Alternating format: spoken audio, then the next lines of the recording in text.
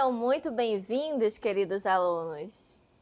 Sou a professora Marta Patrícia e estaremos juntos na aula de hoje.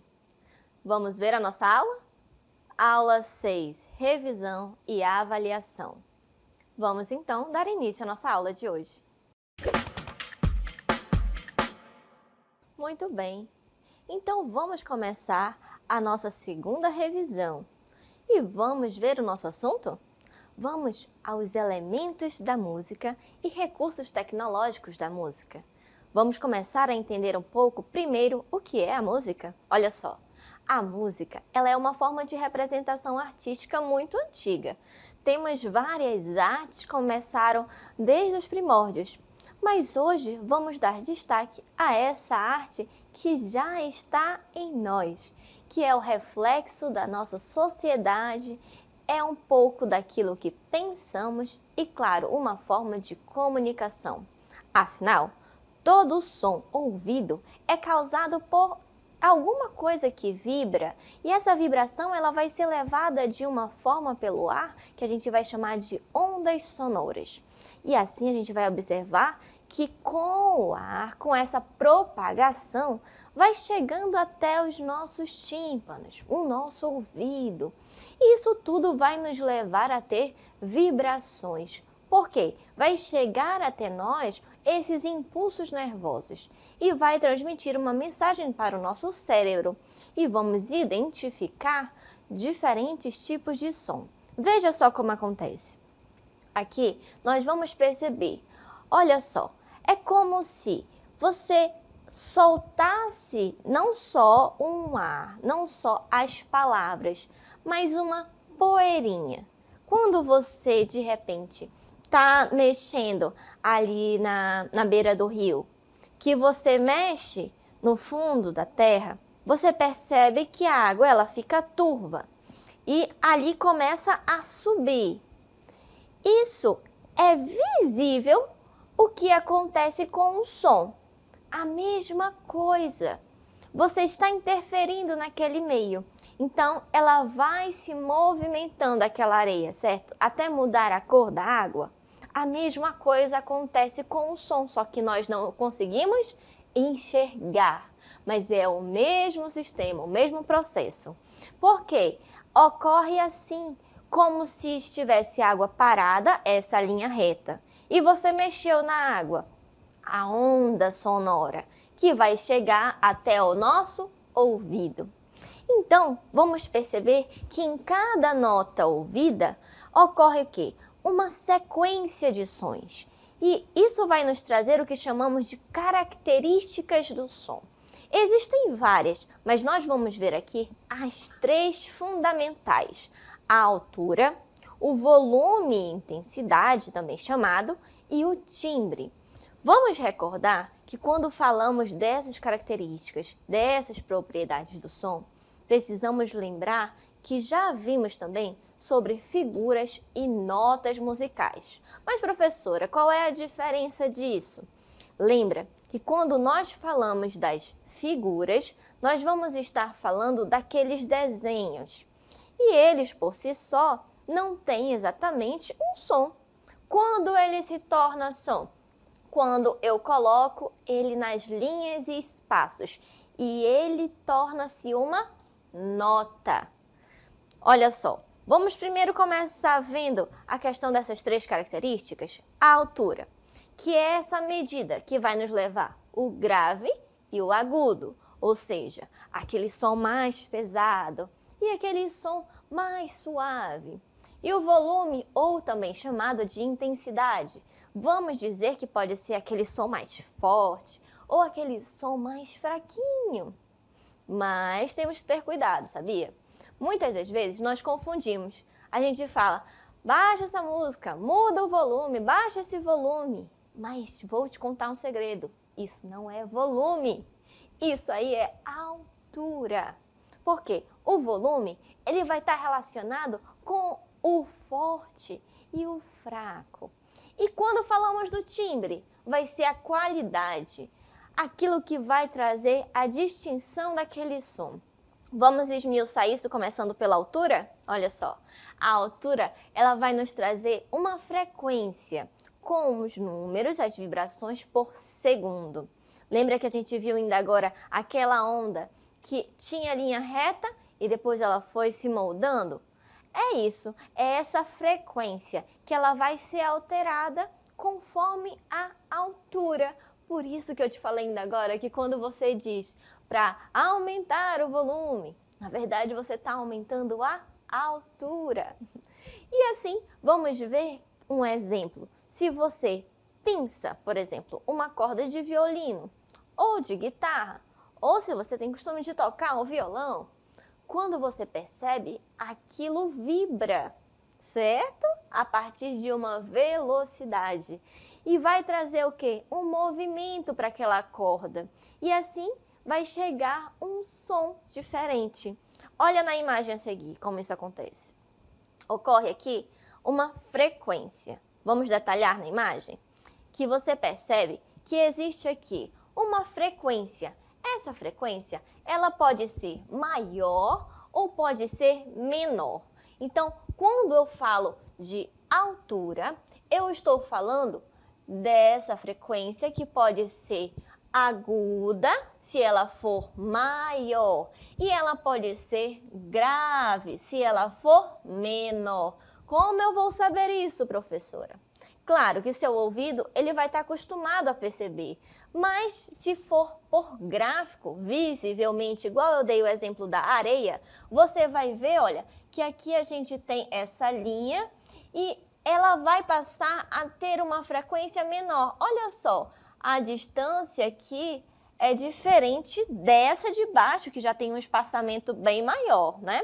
Então, isso é o que vai fazer a distinção da altura. Então, vamos ver agora um pouco sobre o volume e intensidade?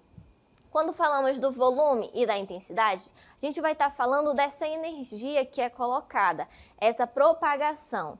E por isso também falamos de intensidade quando chamamos o volume, porque vai estar relacionado a essa amplitude de onda. Ainda agora percebemos que esse som ele poderia ser grave e agudo lá na altura. Agora no volume ou intensidade ele pode ser um som mais fraco ou mais forte. Observa na imagem a seguir. Quando a gente fala desse som que vai ter uma intensidade diferente, eu vou perceber, olha, que esse som ele pode ser mais fraco, com uma pequena amplitude. Ainda agora nós vimos que era o espaçamento, tá? Aqui, ó, não é o espaçamento. Eu vou perceber que vai ser ela mais curtinha. E aqui, com um som mais forte, ela passa a ser maior. Não só o espaçamento entre ela, mas também uma amplitude. Olha só, aqui você vê que ela pode quase se equiparar a essa linha reta. E embaixo você percebe que ela já destoa bastante. Então esse som ele é mais forte, certo?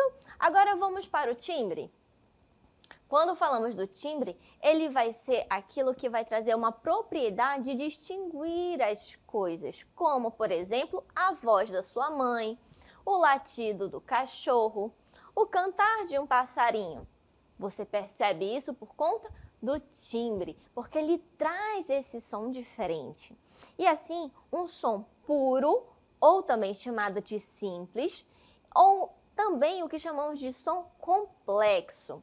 Olha só, quando falamos desse tipo de som, a gente vai ter duas formas de enxergar. Vamos visualizar na imagem? Aqui a gente tem o exemplo do que chamamos de um diapasão. E ele é como se fosse aquele instrumentinho que é só um pedaço de ferro dividido em dois. Esse daqui, ó. Quando você toca, quando você balança ele, ele vai gerar um som. E quando falamos do som puro, vamos perceber que ele tem uma frequência diferente. Olha só aqui. Esse é o som puro. Por quê? Ele é um som com uma só frequência.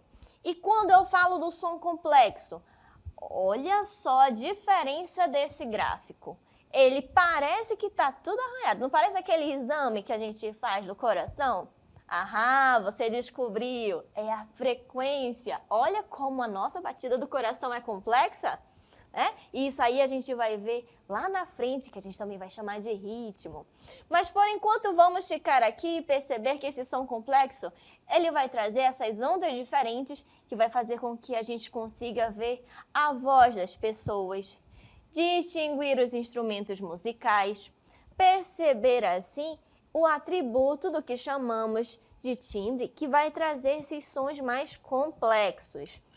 Então, não é só a questão da frequência ou do gráfico, mas como eu ouço e percebo isso. Ok, agora quando eu falo de tudo isso na hora de escrever uma música, professora? Quer dizer que eu preciso ter esse conhecimento básico. E quando falamos de uma composição musical, eu preciso olhar tudo isso para colocar esses elementos organizadamente. E ainda vamos chamar também de alguns elementos básicos. Esses elementos básicos vamos também chamar de melodia, harmonia e ritmo. Percebe comigo que tem na imagem ao lado um músico que está compondo, está no seu processo criativo e ele está organizando tudo o que a gente falou ainda agora dentro de uma partitura, que é exatamente esse papel que tem separado 5 linhas e 4 espaços. E as figuras que nós falamos ainda agora, elas são organizadas nessas linhas e nesses espaços. Vamos começar pela melodia. Aqui a gente vai perceber que a melodia ela vai ser muito importante porque é como se fosse a parte da letra da música. Vai trazer a composição que vai organizar isso.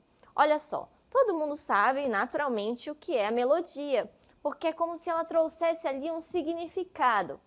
E assim, a gente consegue identificar que existe ali algo que ela vai ser diferente das outras músicas, porque é uma característica própria.